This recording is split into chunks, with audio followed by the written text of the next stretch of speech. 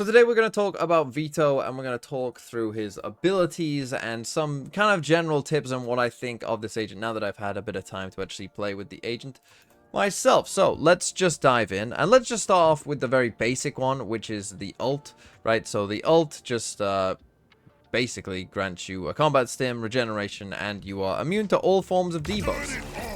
It lasts the whole round, so it's just one of those like arena ult where as soon as you get it, you know, just press it. So yeah, there isn't too much to talk about with the ult because, yeah, as soon as you get it in an important round, you might as well just press it. Let's now talk about actually this, what's this ability called? It's called the Chokehold, and it's basically a little fade seize essentially, but like a sentinel version where you put it down and it will seize people if they run into it, a little kind of trap thing.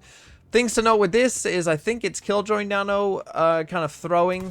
You can just, you know, chuck it across the map like so, right? And it will land somewhere. And yeah, you don't need to be in, there's no range for this, you know, you can just put it there. It does work somewhat as a flank watch as well, right? So if you were here on bind, for instance, you know, you could use it as kind of a little flank watch tool here if you wanted to, right? Something like this. Again, not too much to talk about with that ability overall, but what I do want to talk about is the other two abilities, right? The Interceptor and the Crosscut. Let's start with the Crosscut and these teleporters. So these teleporters are single use, right? You get two of them, and as soon as you use it, that is that, right? You have to buy them. It's not the signature like the other, you know, main teleporters in the game. But an important thing to note with these teleporters is it's not like a Yoru or Chamber TP where, you know, you can just be out here in this fight, you know, panic a bit, oh, press E and I'm gone, right? No, that's not how it works. If I press Q again, obviously it's just going to give me the ability to place another one down. You have to press F to teleport to start off with, right? Second thing is, you actually have to be looking at it.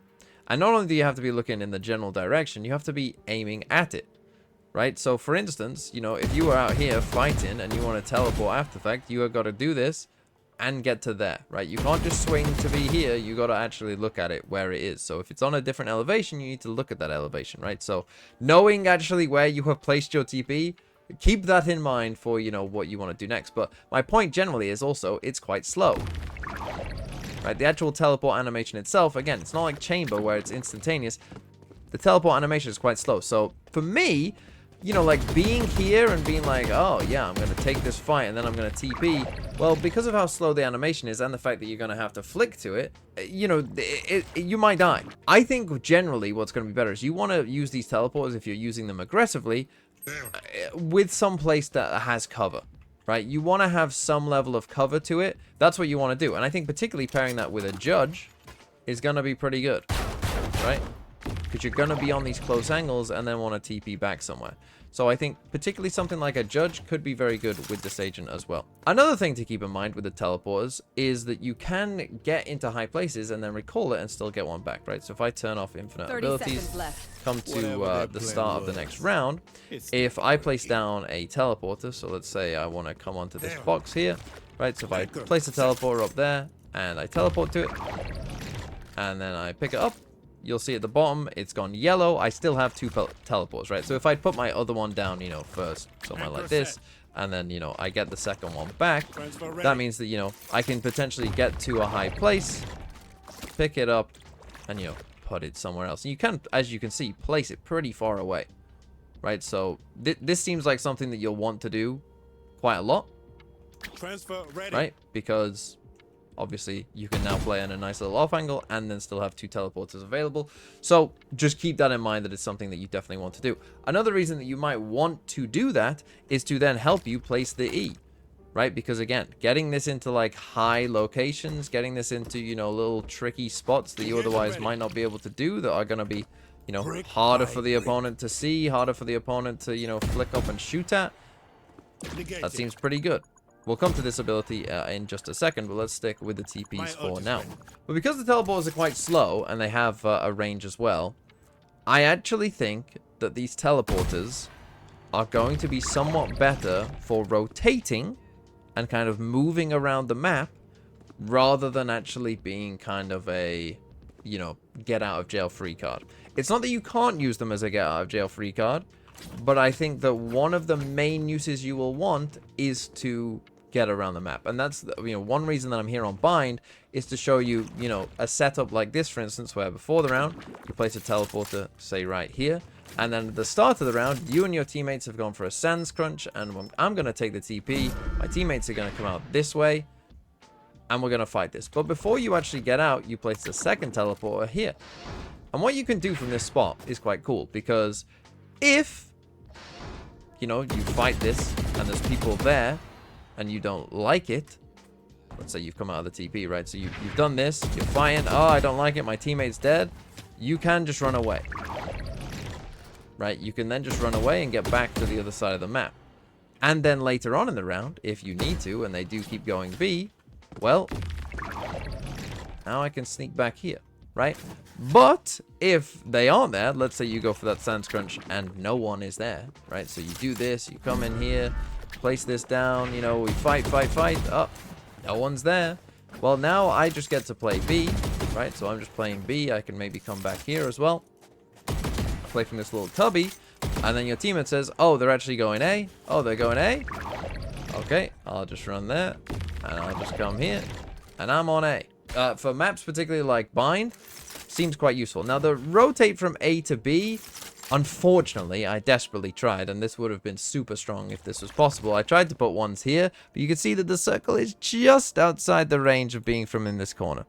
Right, so unfortunately I couldn't quite get it to work anywhere here, so you have to kind of come a bit deeper here and do something kind of like this, I think, where, you know, it does just come into that corner, and then maybe something, you know, across like so, and again, you're coming and playing in here.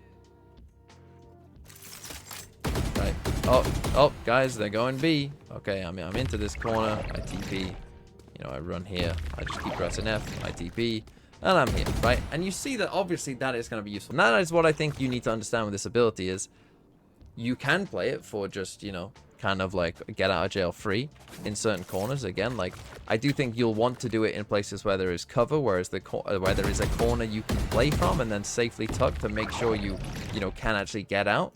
But you can use it like that, or you can use it as a rotate tool. So you can use the TPs in multiple ways in different rounds, you know, both kind of a mix. And I think that is going to be how to play this agent. Okay, so now let's talk about this ability, the Interceptor, right? So it's a signature ability. You place it down, you can pick it back up. It has a 30-second cooldown, as you can see just there. If it gets destroyed, it has a 45-second cooldown. And obviously you have to activate it, right? This doesn't just destroy utility, as you know, whenever things come to it, you have to activate it, and when you activate it, it has this little, you know, countdown active that then it will destroy utility. Now, there are other videos out there that'll tell you exactly what it does destroy and what it doesn't destroy.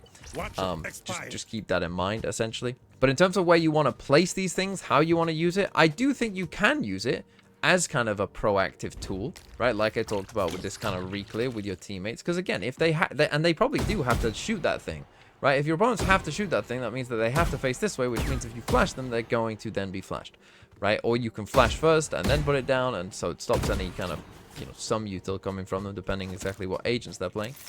But, you know, can be a useful tool. But other than that, again, one thing you'll want to do, you know, use our little TP trick where we pick it back up when we get it back, right? At the start of the round. That's going to be useful to get into high areas, potentially to put it, you know, in places where it's difficult to shoot. It does have this little circle you see when it's active of, you know, where it actually shoots things. So keep that in mind. It has like this little circle around it for where it's actually going to destroy things from. Again, it has no range, so you can be across the map and activate it potentially as well. But yeah, you'll want to be looking for spots where, you know, it is hard to see, it is hard to potentially destroy for your opponents. In terms of its placement, you know, it might not be as far as exactly you think, but, you know, positions like this that are, you know, going to be very hard to shoot, but as a raise satchels in, it's going to destroy them as your gecko flashes, sky flashes, whatever, right? Very useful. So you want to be looking for spots like that. So that is the crux of the agent. In terms of what maps this agent will be played on, I'm actually going to do a video for Ascend on their channel about, you know, diving deeper into the specifics of each map. But in general, I think one of the things that's going to make this agent good on certain maps is you have to consider what agents are already good on the map, right? Because, for instance, agents like Raze, he counters pretty hard. Agents like Yoru, he counters pretty well. You know, like agents like Breach, though, not so much, right? But like Sky, Gecko, Fade, you know, all countered pretty hard by, you know, some of the things that he's doing. So a map like Bind, for instance, right, where you have both the use of the TPs in terms of, you know, using it to get out potentially, using it to, you know, rotate potentially as well. I think he's going to be good on a map like this because also the agents that get played on this map, Raze, Yoru, Sky, Gecko, Fate, like, you know, all agents that see a lot of play on this map all get countered, you know, fairly decently hard by Veto. So, bit of a strange one in terms of what maps he might be good on, because it might depend on what is already good on that map. So overall, my thoughts on this agent are that it is a pretty good agent. I don't think it's going to be completely busted. I think you need to have a good understanding of timing. I don't think it's a particularly the easiest agent to play necessarily as well, because I think you have to understand setups. You have to potentially come up with some setups early on as well. You'll have to have a very good sense of timing for when to activate your utility. And also, he's an agent that benefits from having pretty good aim as well. So, not the easiest agent to play for sure, but if you are good at it, then you probably will get a lot of value from it.